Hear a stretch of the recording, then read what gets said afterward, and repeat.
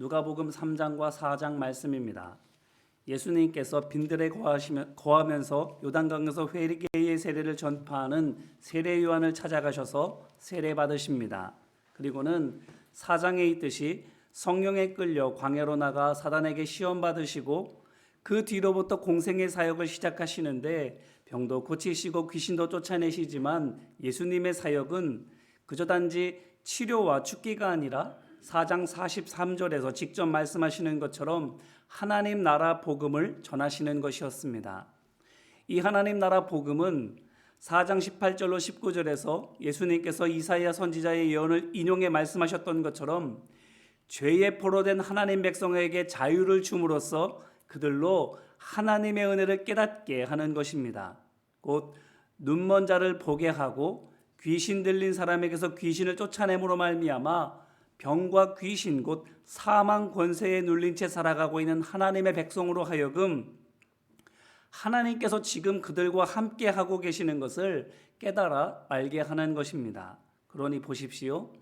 세례 요한은 앞서 말씀드린 것처럼 이스라엘 자손에게 그들이 얼마나 큰 죄를 지었는지 깨닫게 함으로 말미암아 그들을 회개로 이끌고 있고, 반대로 예수님께서는 이스라엘 자손들에게 그들이 하나님께 또한 얼마나 큰 은혜를 받는지를 일깨워 주고 계십니다.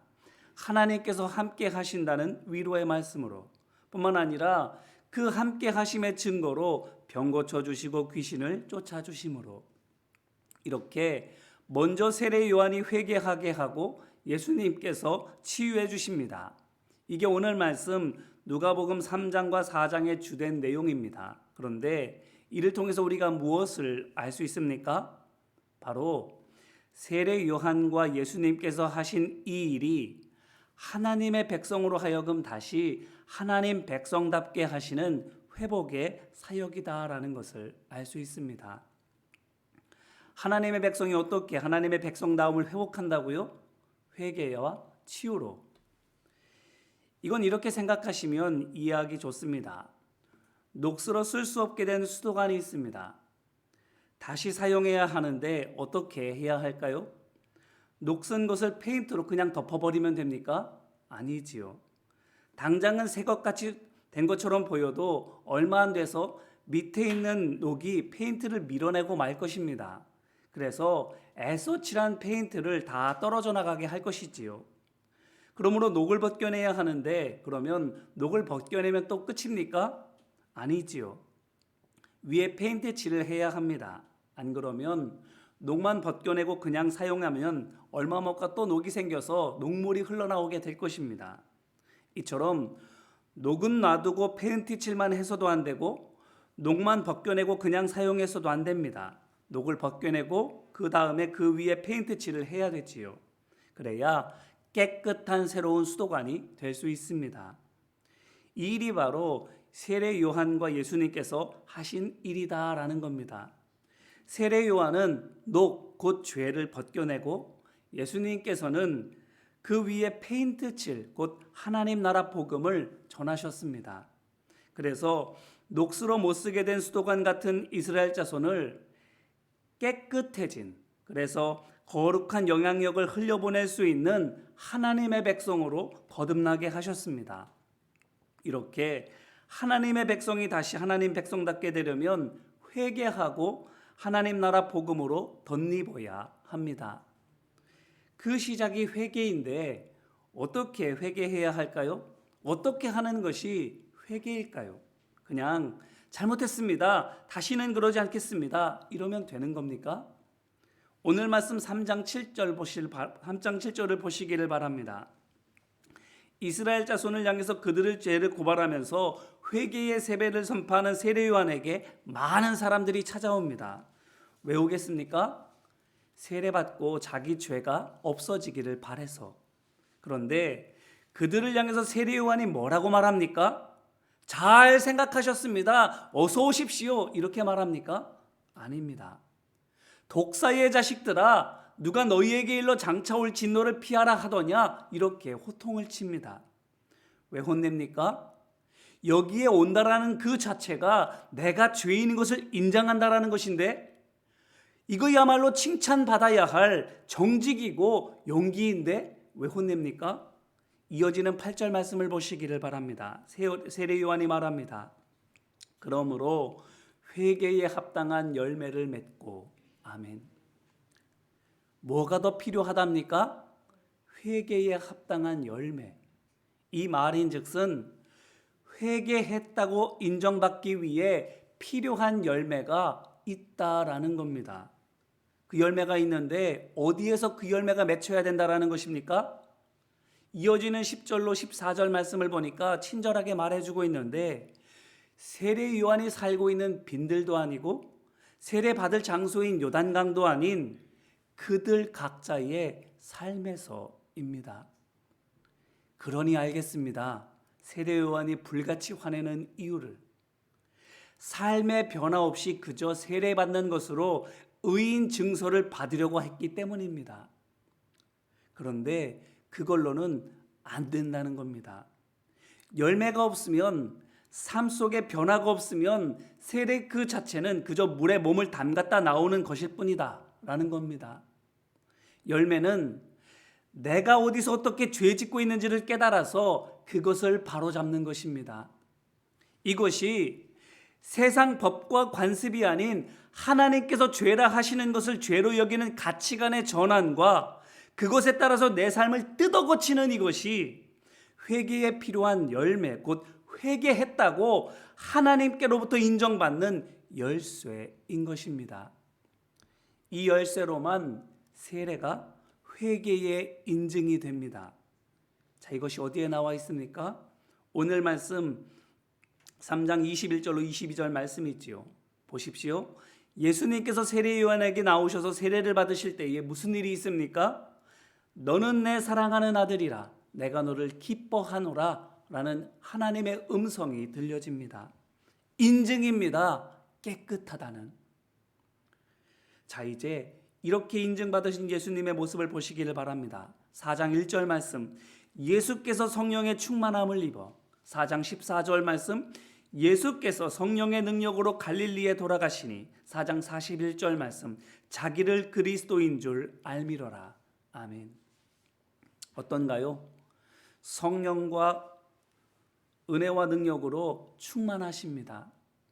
나는 하나님의 아들이고 세상을 구하기 위해서 이 땅에 왔다라는 확신으로 또한 가득하십니다. 그래서 성령과 충만과 굳은 믿음으로 무엇을 하십니까? 병을 고치세요. 귀신을 쫓아내세요. 앞서 말씀드린 것처럼 이것은 치유와 회복입니다. 죽음을 무기로 삼아서 하나님의 백성을 힘못쓰게 하는 사단 권세에게서 그들을 해방시켜서 다시 하나님의 백성 되게 하시는 것입니다. 이제 이 말씀으로 우리 자신을 돌아보기를 바랍니다. 우리가 하나님의 백성이요 하나님의 영이 거하시는 전이심을 믿습니까? 그래서 성전 문지방에서 흘러나오는 물이 가는 곳마다 만물을 살게 하는 것처럼 우리 입에서 나오는 말이 사람을 살리고 온전하게 합니까? 우리가 가는 곳마다, 우리가 거하는 곳마다 황무지도 옥토로 바뀌어지는 은혜가 있습니까? 우리가 하는 일마다 사람의 손으로 하는 것이 아니라 하나님께서 하시는 거룩한 일이 되고 있습니까? 아니면 녹슨 수도관 같이 말로 사람을 실족시키고 가는 데마다 다투게 되고 하는 것마다 하나님의 일조차 사람의 일로 변질되게 하고 있습니까? 하나님의 백성다워지려면 마시면 탈나는 녹물이 아니라 갈증이 해갈되고 힘을 되찾는 생수를 흘려보내려면 회개에 합당한 열매, 곧 가치관의 변화와 삶의 변화가 그 시작입니다. 그 결단과 헌신으로 하나님 앞에 나올 때에 하나님께서 깨끗하다고 인정해 주십니다.